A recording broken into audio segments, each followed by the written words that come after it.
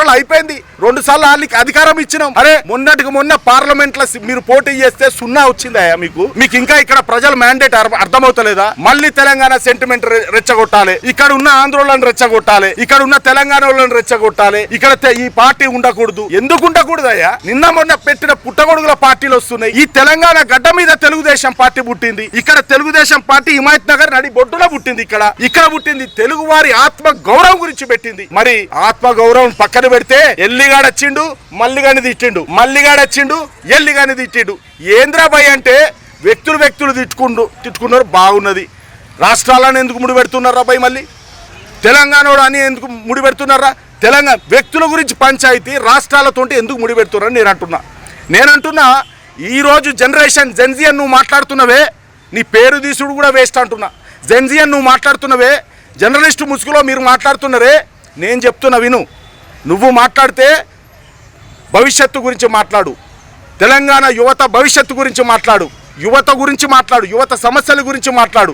అంతేగాని నీ పబ్బం గడుపుకోవటానికో లేకపోతే నువ్వు ఎవరి పబ్బం గడపాలనో అమ్ముడు పోయినవో వాళ్ళ పబ్బం గడపడానికి నువ్వు ఇట్లాంటి మాటలు మాట్లాడితే ఖబర్దార్ జాగ్రత్త అంటున్నా.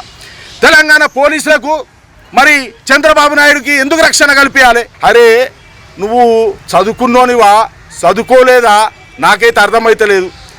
ఉమ్మడి ఆంధ్రప్రదేశ్కు ముఖ్యమంత్రిరా, అదొక ప్రోటోకాల్ ఉంటుంది, దానికి ఒక పద్ధతి ఉంటుంది, విధి విధానాలు ఉంటాయి. వాళ్ళు వచ్చి రక్షణ కల్పిస్తారు. అదేవిధంగా వీళ్ళకి ఇక్కడేం పని? శనివారం ఆదివారం వస్తున్నారంటే ఎక్కడికి వస్తున్నారా పోయి? నీ ఇంటికి వస్తున్నారా?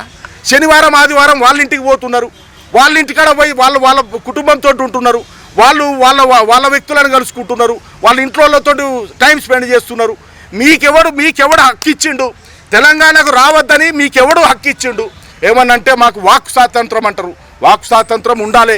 Right of speech, right to speech fundamental రైట్స్లా చదువుకున్నోడు ఎవరికైనా తెలుసు. కానీ అది ఒక వ్యక్తి ఆత్మ గౌరవాన్ని, ఒక వ్యక్తి ఆత్మ అభిమానాన్ని దాన్ని హరిస్తే మాత్రం ఎవడు కూడా పౌరుడు క్షమించడు, ఎవడు కూడా పౌరుడు ఒప్పుకోడు. నేను అదే చెప్తున్నా, మరీ చెప్తున్నా.